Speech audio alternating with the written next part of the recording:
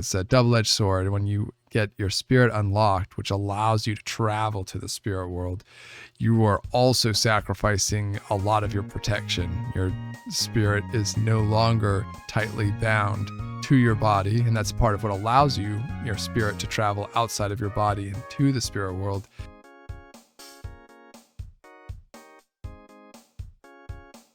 Hey, I'm Demon Dev, and I thought I would talk a little bit more about the spirit world today. Now, a lot of this is really just a blackout of, kind of a scaled down version of the map. But basically, the core of the spirit world in Double Demons is all around the soul essence. Basically the spirit, the willpower, what gives energy to the soul of people in the modern world. So in the spirit world, you are unceremoniously kind of hijacked and brought here. And your new duties include destroying monsters that come through or maybe materialize out of this kind of water cycle, but with soul essence. So the basic idea is that when people die in the modern world, the remaining, kind of energy in their soul is sent to this world automatically and journeys kind of through this recycling process. There's a flowing river of raw soul essence that, kind of gets into the kind of native flora of the spirit world and generates into these monster creatures that come out of different gates at different times. So anyways, what does that have to do with the player? Well, defeating these monsters doesn't just give XP. It kind of breaks open their containers of this soul essence, the kind of soul essence that's kind of purified and has gone through this life cycle, and so it can now be used by the people's souls in the regular in Earth.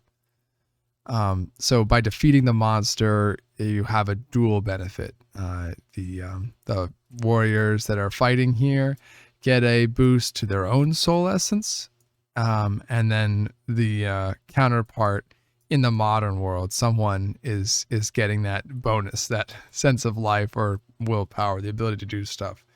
Now, this game is set in a kind of post-disaster universe where there's a huge shortage of soul essence. The world lacks 30% of people lack the ability to do basic tasks without heavy assistance with modern technology. These AI headsets that scan, detect brainwaves, and then boost the signal, essentially, allowing people to do things that they just can't motivate themselves to do in this world. So this soul essence is essential, and for some reason, the spirit world seems to be sending less in terms of the monsters that could be converted into soul essence for everyone by being defeated, and then they seem to be hoarding the remaining soul essence, both in their, riverbanks and systems, and then deep away in the mountains and caves. So this is a bit of a mystery and something that the player has to get deep into to figure out why the problem's getting worse, why more people are waking up unable to live their lives as they want to. And so, so you're fighting monsters, you're getting XP, and you're boosting your own kind of life force and that of the world. So it's a very serious process. Now, there is a culture within the spirit world, which is that there are different factions that rule over different areas of the world. You happen to jump into one of the lowest rank factions, which is maybe not such a surprise. You have a lot of room to grow. You're kind of an almost disbanded group that's leader has been very unreliable, and so you're trying to kind of gain back what's lost. Now, the stakes are very high. It's not just about getting XP, but if you do not maintain a continuous kind of kill count on spirit monsters, then your soul begins to degrade even faster than people's souls are degrading. in the modern world. So it's, it's a double-edged sword. When you get your spirit unlocked, which allows you to travel to the spirit world, you are also sacrificing a lot of your protection. Your spirit is no longer tightly bound to your body, and that's part of what allows your spirit to travel outside of your body into the spirit world, and come back.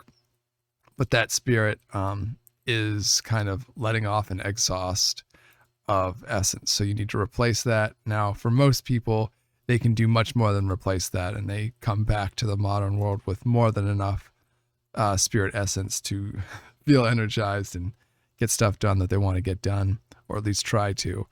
But for the struggling groups that have far to go to meet what would be their, keeping stable quota, they are really struggling, and they're really desperate to kill any monsters that come out of there, let alone the stronger and stronger monsters that keep coming up, almost as if there was some central entity designing and creating new monsters in a way as so that they cannot be defeated. Anyways, the monsters come out, and they seem to have a goal that is involved with attacking this this kind of medieval structure. It's a leftovers from an ancient medieval civilization that had a significant fortification in the spirit world for this purpose, defeating monsters to bring spirit essence to the modern world and to themselves. And so the factions are lined up in such a way that the weakest factions are at the outskirts, hopefully damaging some of the stronger monsters and being able to take some of the smaller monsters, the easy monsters, XP for themselves. And then closer and closer in, you get the more powerful factions of magic warriors that can blow up the really big monsters that come through.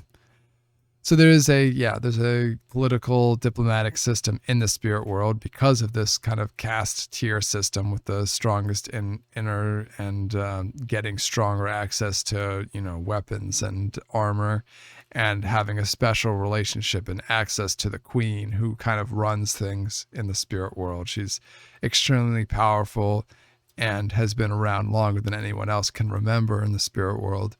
One of the other advantages of the spirit world is that it can allow you to live for a very long time if you can maintain a lot of soul essence skills.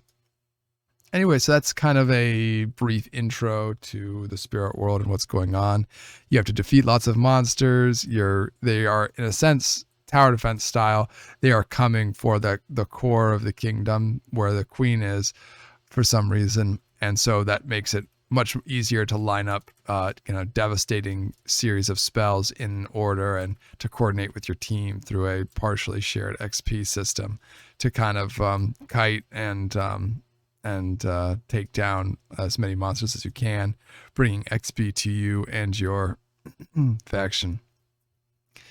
And so there are many factions to team up with, but also fight against. Is very strict territory for where you are and are not allowed to farm / destroy the monsters. And then once they cross over the line, that becomes a rule, breaking the rules if you're to fire any spells after them after that point.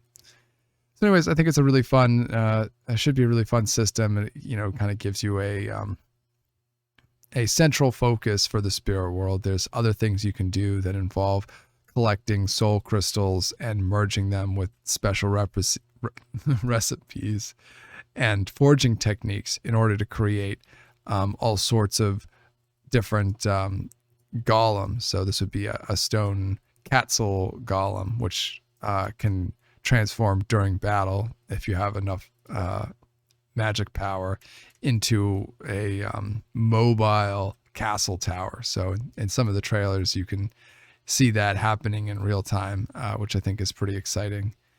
But yeah, so that's, one of many familiar kind of golem pets that you can create. So that is a huge part, which will, again, reinforce your ability to take down larger monsters or face off against warring factions, which happens time to time as well. I think that's all I'm going to get into for today. But yeah, stay tuned. Subscribe for more updates. Feel free to ask questions in the future. Again, the purpose of the spirit world is manyfold in this game, but a big part of it is to underline the soul essence, the agency, willpower crisis in the modern world. And here you're directly interacting with the main source that people are lacking. All right. Thank you. Talk to you again soon.